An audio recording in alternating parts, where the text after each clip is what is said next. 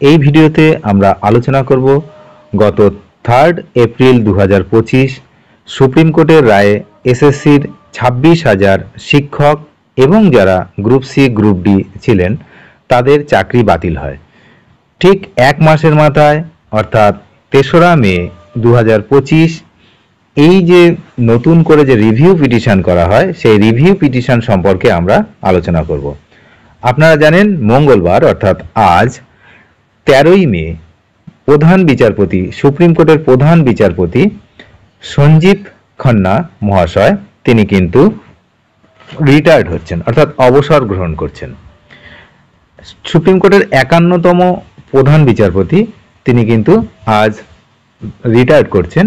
তার পরিবর্তে আসছেন 52তম সুপ্রিম কোর্টের চিফ জাস্টিস ভূষণ রামকৃষ্ণ গাভাই।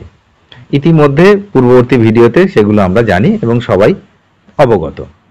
রায় ঘোষণার এক মাসের মাথায় যে 3রা মে সুপ্রিম কোর্টের রায় পুনর্বিবেচনার আর্জি জানায় সেই আবেদন এখনো গৃহীত হয়নি। অনেকে মনে করছে কর্মজীবনের শেষ দিনে রিভিউ পিটিশন নিয়ে কোনো সিদ্ধান্ত নাও নিতে পারেন প্রধান বিচারপতি। সুতরাং বুঝতেই পাচ্ছেন যে পুনর্বিবেচনার আর্জি করা হয়েছে সেই আর্জি নিয়ে এখনো কিন্তু কোনো কথা হয়নি। এই যে আমরা শুনছিলাম যে গত 8 তারিখ তার যে শুনানি হওয়ার কথা এখনো কিন্তু কোর্ট থেকে সুপ্রিম কোর্ট থেকে সেরকম কোনো লিস্টেড করা হয়নি যে রিভিউ পিটিশন কবে শোনা হবে বা দেখা হবে। যাই হোক, কি মনে করছেন অনেকে যে কর্মজীবনের শেষ দিন, আজকে তার কর্মজীবনের শেষ দিন, রিভিউ পিটিশন নিয়ে কোনো সিদ্ধান্ত নাও নিতে পারেন প্রধান বিচারপতি। যদি নেন তাহলে তো বিকালের মধ্যে আমরা জানতে পারবো। স্কুল সার্ভিস কমিশনের 26,000 যে চাকরি বাতিল নিয়ে যে রায় পুনর্বিবেচনা করার কথা হয়েছিল সেটা কিন্তু প্রধান বিচারপতি সঞ্জীব খান্নার ডিভিশন বেঞ্চেই ছিলেন। উনি আজ অবসর যেহেতু নিচ্ছেন, তো সব ঠিকঠাক থাকলে বর্তমান বিচারপতির যে বেঞ্চ অর্থাৎ বর্তমান প্রধান বিচারপতি এখনো পর্যন্ত সঞ্জীব খান্না মহাশয়, ওনার বেঞ্চে কিন্তু এই মামলা আর উঠছে না। চাকরি বাতিল নিয়ে রাজ্য এবং এসএসসির রায় পুনর্বিবেচনার যে আবেদন অর্থাৎ রিভিউ পিটিশন নতুন বিচারপতি শুনবেন। যদিও কোন বেঞ্চে শুনানি হবে তাও এখনো পর্যন্ত নির্ধারিত হয়নি।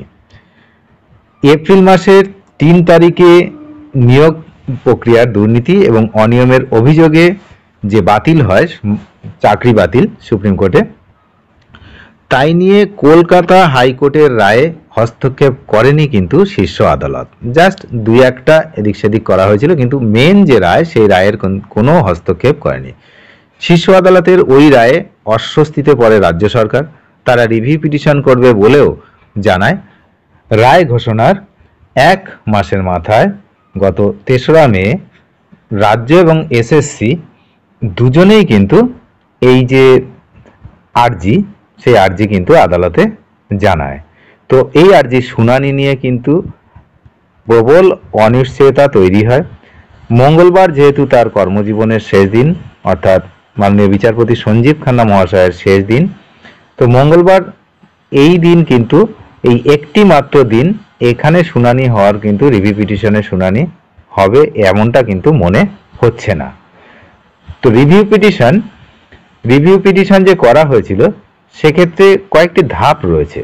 রায় পুনর্বিবেচনা চেয়ে কেউ আর্জি জানালে প্রথমে তার সংশ্লিষ্ট বিচারপতির চেম্বারে যায়, মানে যিনি রায় দিয়েছেন সেখানে বিচারপতি বা বিচারপতিরা, যদি দুজন ছিলেন এখানে, বিচারপতিরা সিদ্ধান্ত নেন মামলাটি গ্রহণ করা হবে কিনা।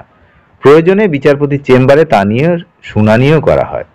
সেখানে মামলা গ্রহণ করা হলে তা কোর্টে পাঠানো হয় শুনানির জন্য। এসএসসি মামলার ক্ষেত্রে 7 দিন পেরিয়ে গেলেও মামলাটি এখনো চেম্বারেই যায়নি বলে খবর পাওয়া যাচ্ছে। মামলাটি এখনো চেম্বারেই যায়নি বলে তেমনই কিন্তু খবর পাওয়া যাচ্ছে। মূল মামলাকারীদের আইনজীবী ফিরদৌস শামীম বলেন, এর আগে রাজ্য তথা মধ্যশিক্ষা পর্ষদ রায়ে সাময়িক স্বস্তি চেয়ে সুপ্রিম কোর্টে আবেদন করেছিল। তাদের আর্জি মেনে নেয় আদালত। শিক্ষকদের চাকরি ডিসেম্বর মাস পর্যন্ত বহাল রাখা হয়েছে। এবার রাজ্য রিভিউ পিটিশন করেছে, অর্থাৎ এখন রাজ্য ভিন্ন অবস্থান নিয়েছে। মনে হচ্ছে চেম্বারেই রাজ্যের আবেদন খারিজ হয়ে যাবে। সুতরাং খুবই গুরুত্বপূর্ণ বিষয় যে যে রিভিউ পিটিশন, সেই রিভিউ পিটিশনের ভবিষ্যৎ কি সেটা তো সময়ই বলবে। তবে আইনজীবীদের মতে এই রিভিউ পিটিশন ওই চেম্বারেই কিন্তু খারিজ হয়ে যেতে পারে। অনেক ধন্যবাদ ভিডিওটি শেষ পর্যন্ত দেখার জন্য।